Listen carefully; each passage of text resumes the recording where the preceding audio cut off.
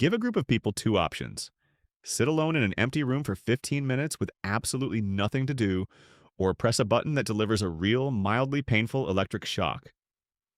Most people said before the study started that they'd obviously never choose the shock.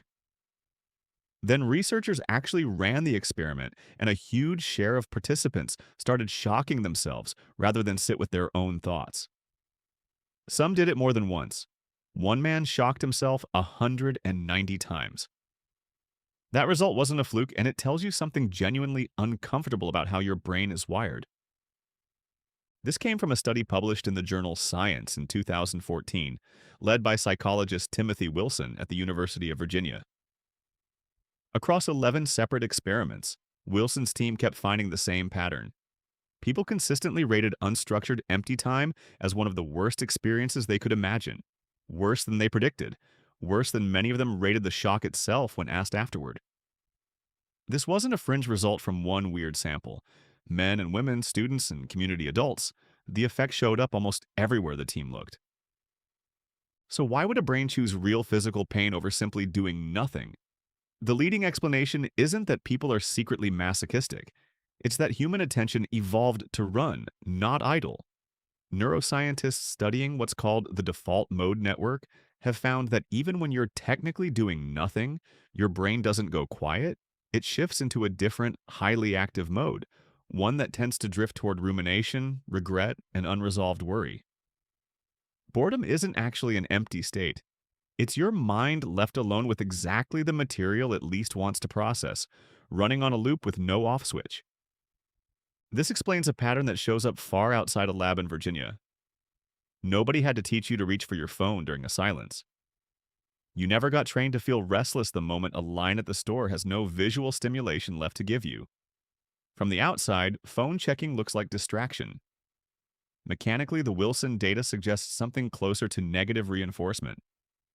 Reaching for stimulation doesn't just add pleasure, it actively terminates a state your brain is already registering as aversive, which is exactly the kind of pattern that gets wired in fast and hard.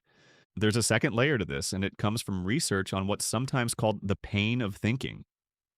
When your mind isn't given an external task, it defaults to self-referential processing, thinking about yourself, your problems, your unresolved conversations, your unfinished obligations. For most people, that internal material isn't neutral. It's mildly to significantly unpleasant, and unlike a shock, it doesn't stop after a jolt. It keeps generating new content the longer you sit with it.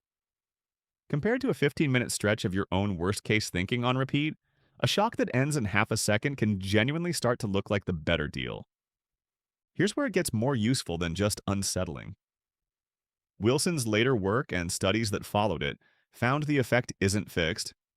People who practice structured reflection, journaling, or basic mindfulness training showed measurably reduced discomfort sitting in empty time and reduced shock-seeking behavior in follow-up versions of the study. The problem wasn't boredom itself.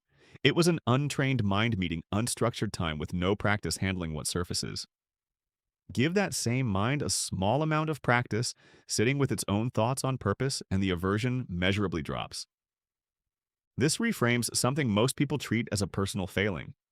If you've ever felt embarrassed by how fast you reach for a screen the second a task ends, that reflex isn't proof of a weak will.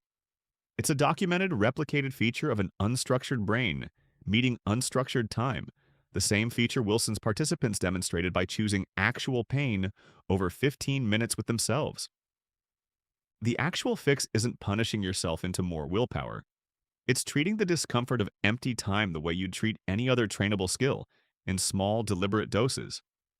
5 minutes with no phone and no task, on purpose, not as punishment but as practice. The same way you'd build tolerance for anything else that initially feels aversive. The people in Wilson's studies who could already do this weren't a different species.